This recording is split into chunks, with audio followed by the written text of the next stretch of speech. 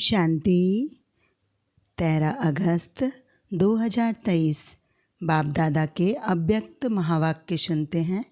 Original date है 6 अप्रैल 1995। Topic है purity की रूहानी पर्सनैलिटी की स्मृति स्वरूप द्वारा मायाजीत बनो। आज स्नेह के सागर बाप दादा चारों ओर के सर्वस्नेही बच्चों को देख रहे हैं। हर एक स्नेही बच्चों के मूरत में रूहानी पर्सनैलिटी की झलक देख रहे हैं। बाहर के रूप में तो साधारण पर्सनैलिटी वाले हैं, लेकिन रूहानी पर्सनैलिटी में सबसे नंबर 1 है। दुनिया में अनेक प्रकार की पर्सनैलिटीज़ गाई जाती हैं। शरीर की भी पर्सनैलिटी, कोई विशेषता की भी पर्सनैलिटी और कोई विशेष पोजीशन की भी पर्सनैलिटी। लेकिन आप सबके चेहरे पर चलन में कौन सी पर्सनैलिटी है? प्योरिटी की पर्सनैलिटी। प्योरिटी ही पर्सनैलिटी है। जितना जितना जो प्योर है उतनी उनकी पर्सनैलिटी है। ना सिर्फ दिखाई देती है लेकिन अनुभव होती है। सभी अपने रूहानी पर्सनैलिटी को अनुभव करते हो। आप जैसी पर्सनैलिटी सतयुग से अब तक कोई की है? सारे कल्प में चक्कर लगा लो तो आप जैसी पर्सनैलिटी है? नहीं है ना? तो आपको अपनी रूहानी पर्सनैलिटी का नशा है। अनादि काल में तो परमधाम में भी आप विशेष आत्माओं की पर्सनैलिटी सबसे ऊंची है। चाहे आत्माएं सब चमकती हुई ज्योति हैं, लेकिन आप रूहानी पर्सनैलिटी वाली आत्माओं की चमक अन्य सब आत्माओं से न्यारी और प्यारी है। आपने अनादि काल की पर्सनैलिटी को स्मृति में लाओ। आइए स्मृति में। देख रहे हो बाप दादा के साथ साथ कैसे रूहानी पर्सनैलिटी में दिखाई दे रहे हैं। अपने आप को देख सकते हो तो चले जाओ अनादि काल में। कितने टाइम में जा सकते हो? जाने में कितना टाइम लगेगा?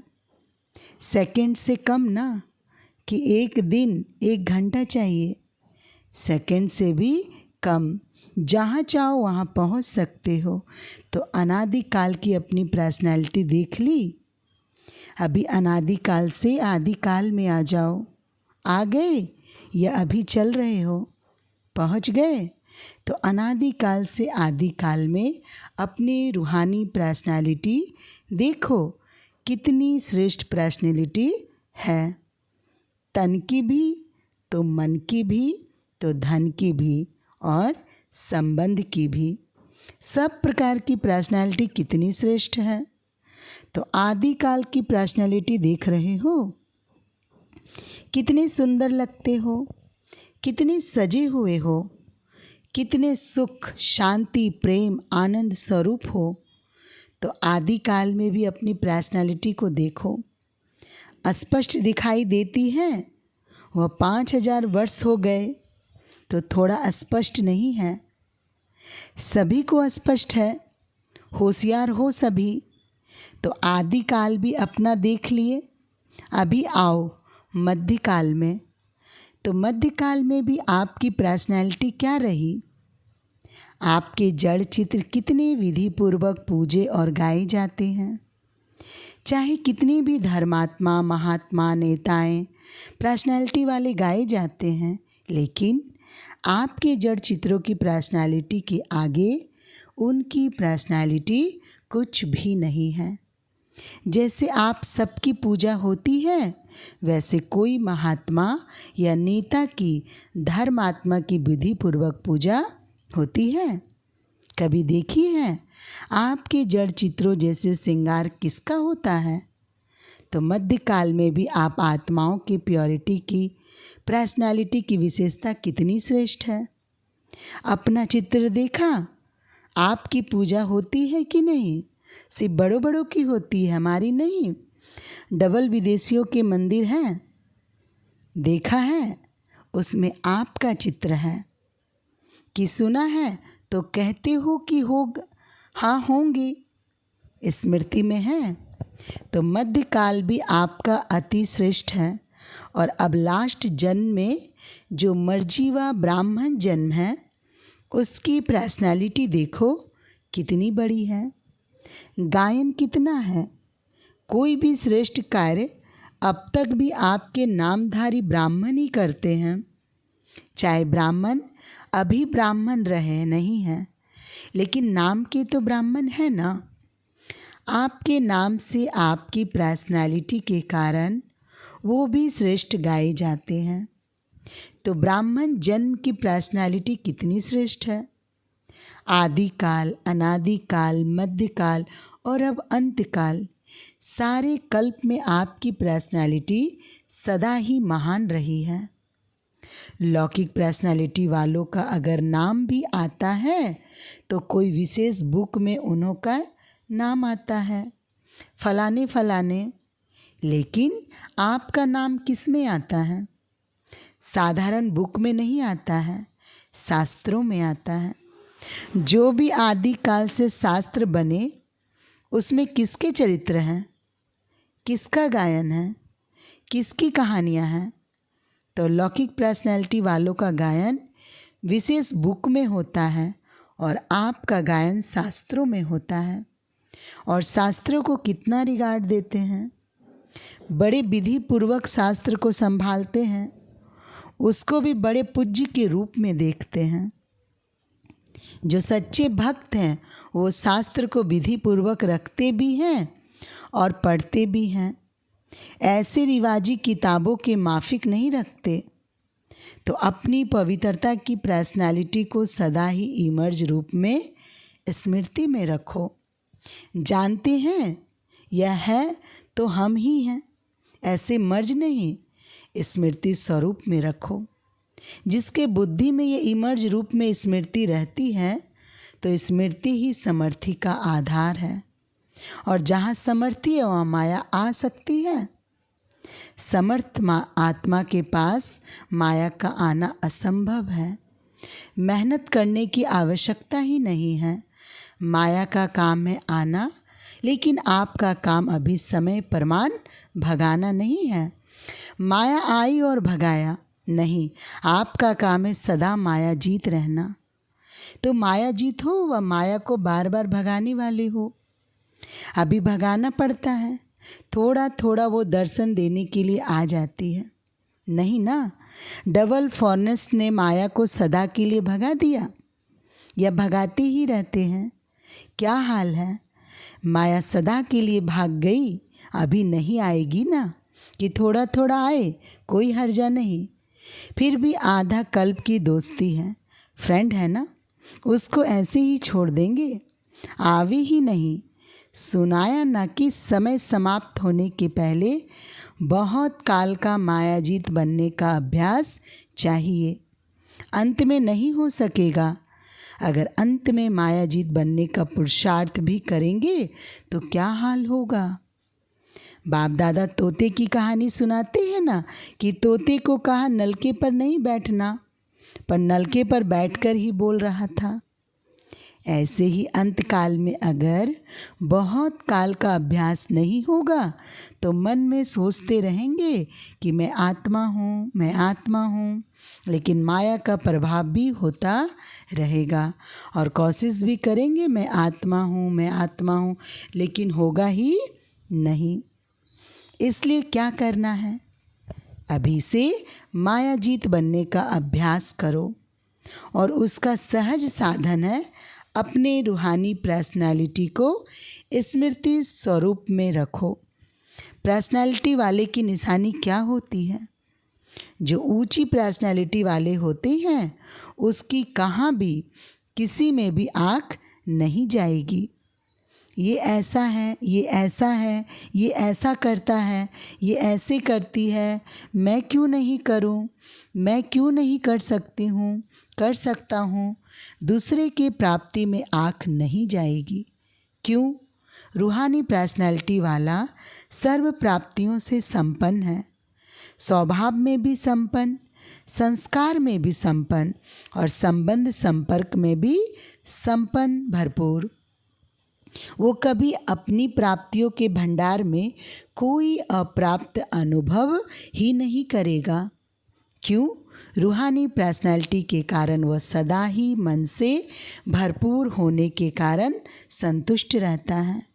आँख दूसरे की प्राप्ति में तब जाती है जब अपने में अप्राप्ति अनुभव करते हो। तो कोई अप्राप्ति है क्या? गीत क्या गाते हो? अप्राप्त नहीं कोई वस्तु ब्राह्मणों के खजाने में। ये गीत मुख से नहीं मन से गाते हो ना। जो गाते वो हाथ उठाओ। अच्छा, डबल विदेशी भी गीत गाते हो? अच्छा। बाप दादा चारों ओर के बच्चों की प्योरिटी की पर्सनालिटी चेक कर रहे थे। प्योरिटी की परिभाषा को भी अच्छी तरह से जानते हो। प्योरिटी सिर्फ ब्रह्मचर्य व्रत नहीं। ब्रह्मचर्य व्रत में तो आजकल के सरकमस्टांस अनुसार कई अज्ञानी भी रहते हैं।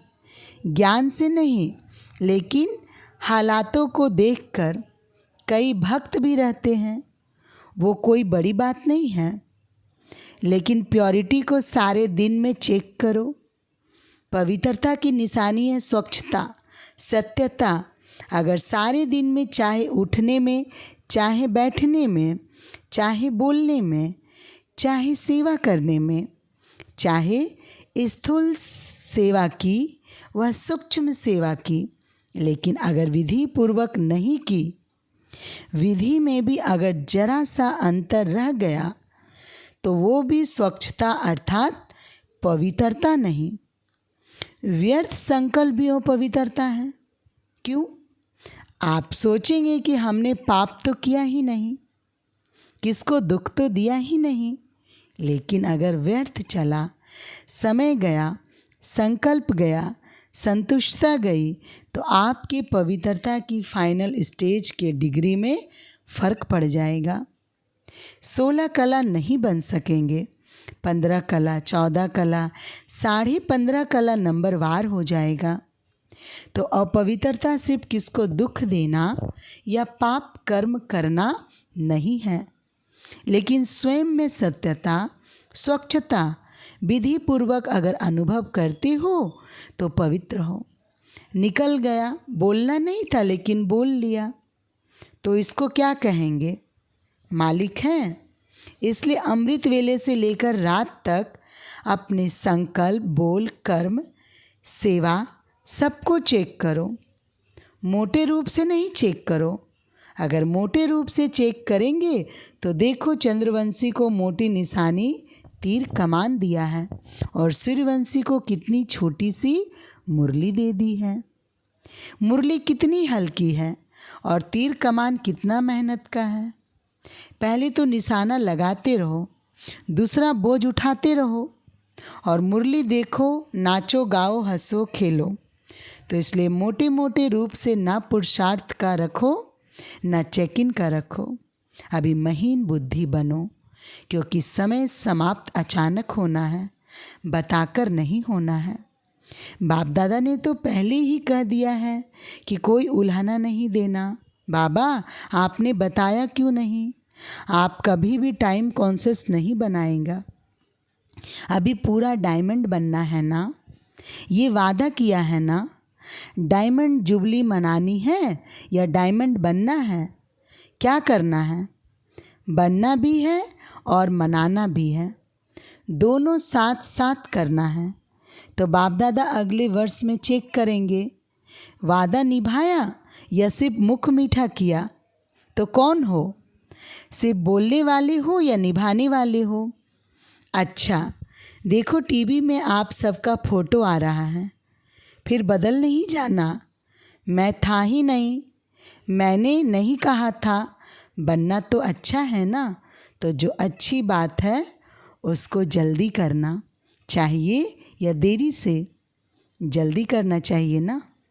सेकंड में एवर रेडी बन सकते हो, सेकंड में अशरीरी बन सकते हो कि युद्ध करनी पड़ेगी कि नहीं? मैं शरीर नहीं हूँ, मैं शरीर नहीं हूँ, ऐसे तो नहीं ना। सोचा और हुआ, सोचना और स्थित होना। बाप दादा ने कुछ मिनटों तक ड्रिल कराई। अच्छा लगता है ना? तो सारे दिन में बीच बीच में ये अभ्यास करो। कितने भी बिजी हो, लेकिन बीच बीच में 1 सेकंड भी अशरीरी होने का अभ्यास अवश्य करो। इसलिए कोई नहीं कह सकता मैं बिजी हूँ। 1 सेकंड निकालना ही है, अभ्यास करना ही है। अगर किसी से बातें भी कर रहे हो, किसके साथ कार्य कर रहे हो, तो उन्हों को भी 1 सेकंड ये ड्रिल कराओ। क्योंकि समय प्रमाण या अशरीरीपन का अनुभव या अभ्यास जिसको ज़्यादा होगा वो नंबर आगे ले लेगा। क्योंकि सुनाया कि समय समाप्त अचानक होना है।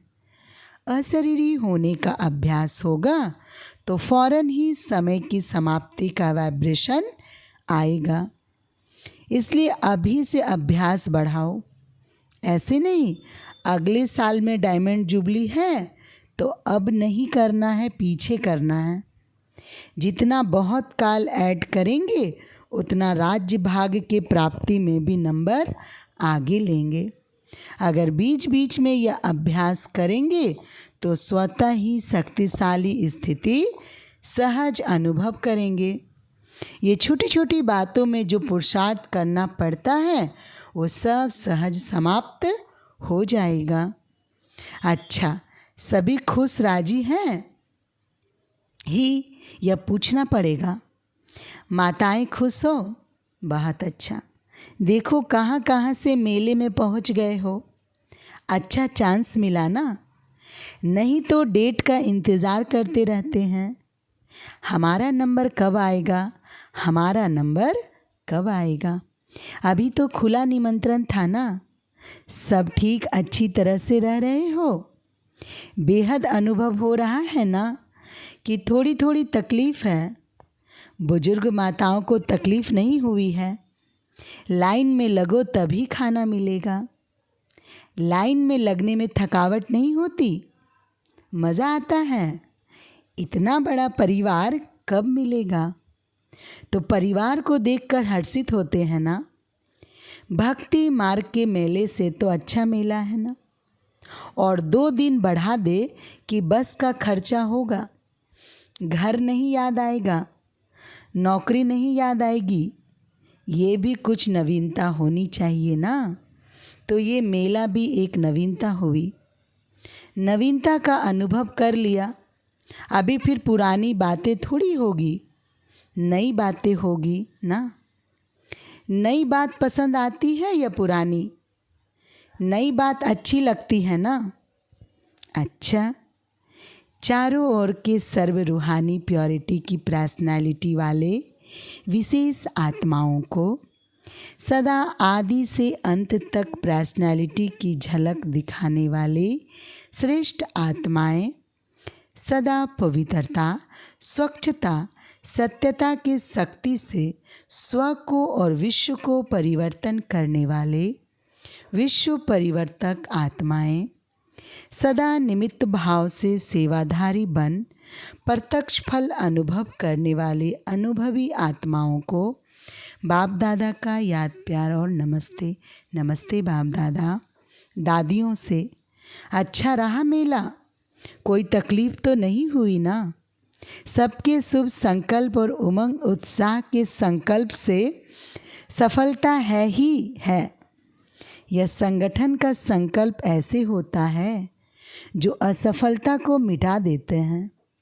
जैसे किला होता है ना, तो किला कमज़ोर तब होता है जब एक भी ईंट हिलती है, और सब ईंटें मजबूत हैं तो कोई किला कभी हिल नहीं सकता, विजय है।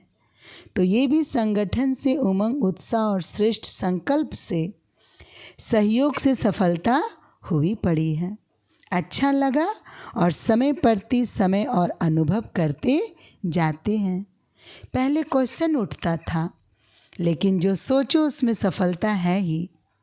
तो सफलता मूर्त का वरदान संगठन की शक्ति को मिलता है।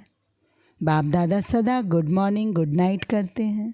अच्छा, डबल विदेश उड़ रहा है ना। अच्छा है। अच्छा, आज का वरदान है, स्वराज अधिकारी बन कर्म इंद्रियों को ऑर्डर परमान चलाने वाले, अकाल तख्त सो दिल तख्त नशीन भव। स्पष्टीकरण है, मैं अकाल तख्त नशीन आत्मा हूँ, अर्थात स्वराज अधिकारी राजा हूँ। जैसे राजा जब तख्त पर बैठता है तो सब कर्मचारी ऑर्डर परमान चलते हैं, ऐसे तख्त नसीन बनने से यह कर्म इंद्रियां स्वतः ऑर्डर पर चलती हैं।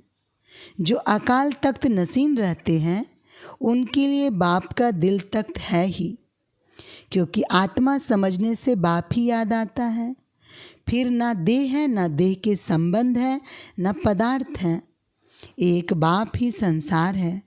इसलिए अकाल तख्त नसीन बाप के दिल तख्त नसीन स्वतः बनते हैं। अच्छा, स्लोगन है, निर्णय करने, परखने और ग्रहण करने की शक्ति को धारण करना ही होली हंस बनना है। अच्छा, ओम शांति।